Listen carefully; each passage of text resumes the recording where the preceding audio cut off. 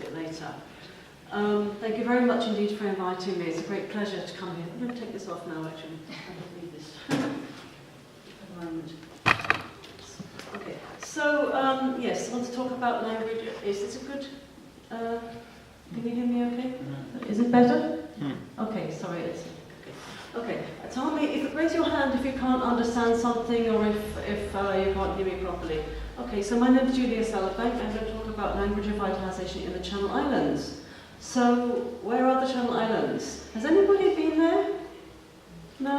Okay, normally there's somebody who's been there. Okay, okay. So they are in the English Channel between Britain and France. And this is actually quite an important factor from the socio-linguistic point of view, because although linguistically they're much closer to languages of France, particularly Norman, which I'll talk about in a minute, politically they belong to the United Kingdom, although they are semi-independent.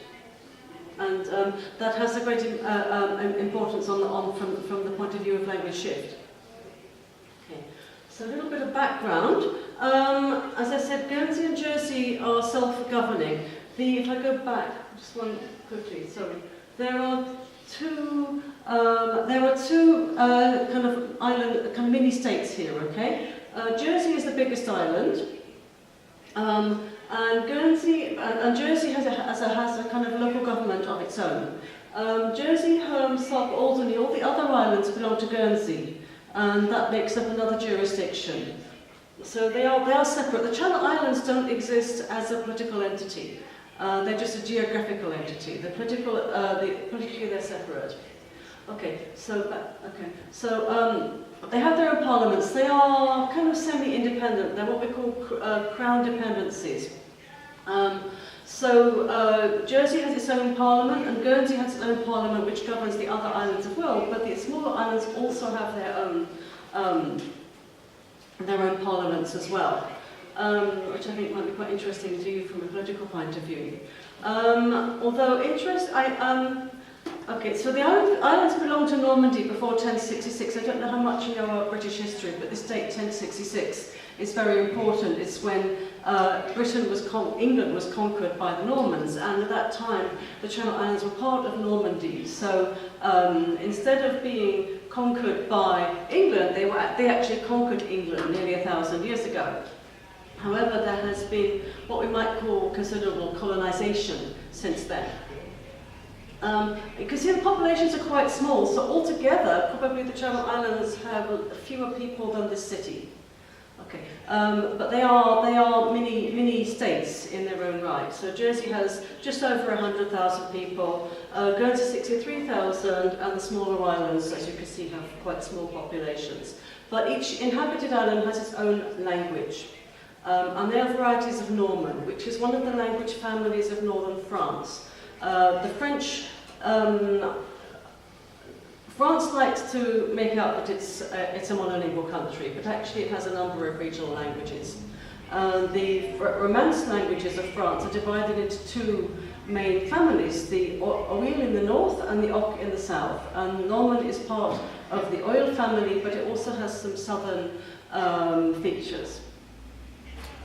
As I said, all of the islands have had considerable immigration from the UK due to the political links, which has led to this kind of colonisation. So that now up to 2/3 of the population are of British origin, and in the past many of those people didn't have much interest in learning the local languages. The other main factor that people will say to you when you say, why is your language dying out, they'll mention the Second World War. Guernsey and Channel Islands were the only part of the British Isles to be occupied by the Germans in the Second World War. And just before the Germans came, with about 1 day's notice, anyone who wanted to leave was encouraged to do so, because they realised at that point that if the islands were cut off from the British Isles, then they could not feed themselves. So in Guernsey, practically all of the children, only a few children were left in the islands. Most of them went to the UK. About half the adult population also went. Jersey, not so many people went, but still maybe 1/3 of the population. which means that there was almost a total break in intergenerational transmission. And the kids who went to England didn't know when the war was going to finish, they didn't know who was going to win. And in England at that time it was quite xenophobic, so if you came to England speaking a funny foreign language, you soon learned to speak English if it was the Second World War. So people blame this a lot for language shift. But as we know, many other languages around the world are also endangered. And I think we have to, this is one of the things that people often blame, instead of taking responsibility themselves. So often people will say, oh well, my parents didn't teach it to me, and then the parents will say, you didn't want to learn it. And so it's often a bit of passing of responsibility to other causes. Anyway, the majority language is now English, although in the past French was very important from a status point of view. French, before the beginning of the 20th century, was the language of education. And many of the older people still hold French in very high regard. French has high prestige in the islands, which has an impact on language policy with regard to the spelling of the language. So it's quite important from the attitude point of view. Increasingly though, although up to maybe the late 20th century, attitudes towards the local languages were quite negative. They were seen as bad French. Although linguistically we would say they are not dialects of French, they're dialects of Norman, which is a cousin of French. Many people still consider them to be substandard French, and have negative attitudes. But in the last 40 years or so, attitudes have started to change. And increasingly, people are interested in learning the languages and revitalizing the languages, which is kind of a good thing, because if we go to the next slide, we'll see that the languages are really in a very poor state. I'll do the same thing as you've done. Okay, so Guernsey is the biggest island, biggest population, but we think, actually, I was there last week, and there were some people doing a photographic project called The Last 100.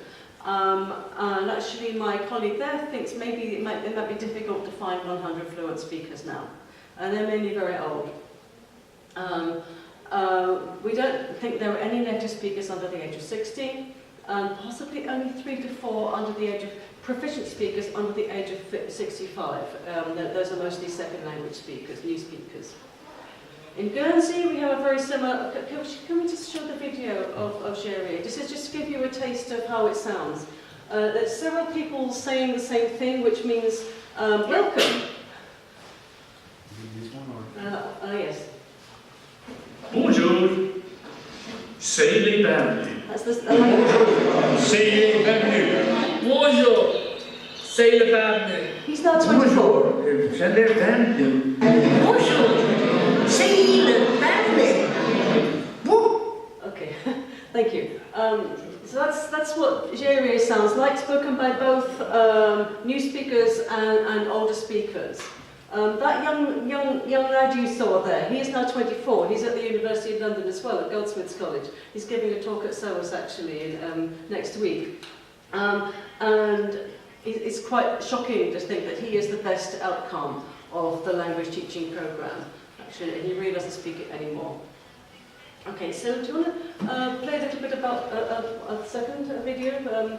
This is from an afternoon that one of the language associations in Guernsey had. This is an association of older speakers. Not that one, no. That one, yes.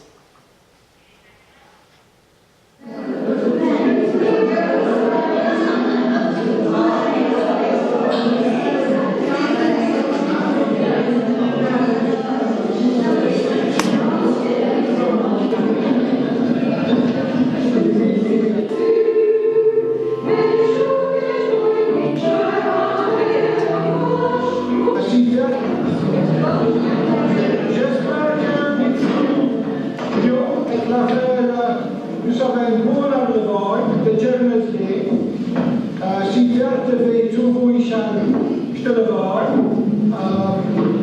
Heel zo dat je Okay, let's just show you, here's a kind of native speaker. He doesn't actually speak it with his wife, but he is considered to be one of the best speakers of Guernsey. This is a slightly more natural, welcome speech than the other one. Okay, so he is one of possibly 100 fluent speakers. He's about my mother's age, so he is about in his 80s. We think there are probably only 10 proficient speakers under the age of 65. I'm going to tell you about some of them later. And the youngest two speakers are aged 48. But in the good news, one of them has a daughter who's about 2 now, and she is being brought up bilingually. She is now the youngest speaker, hopefully. Although actually she only says one word, and it's biscuit so far. Okay. Okay, the smaller islands, Asiako has a language called Serchai, which is probably the most interesting linguistically because it's got some quite archaic features which they have died out in the other islands. But there were probably between 12 and 17, probably on the lower end, because I went there in 2009 to record people, and I know that 2 or 3 of those people have died since then. And we did find one speaker that nobody else knew about. Alderney had a language called Orkney. This is the most northerly island, but the last speakers died in the 1960s. Although there is now interest in revitalising that language, unfortunately there are very few records of it at all. Possibly a couple of letters, maybe 2 short recordings of Orkney, that's all. So it's very difficult, so they would have to try to reconstitute it like people have done with Cornish. Which is why it's very important to record people speaking our languages while we can, just in case revitalisation efforts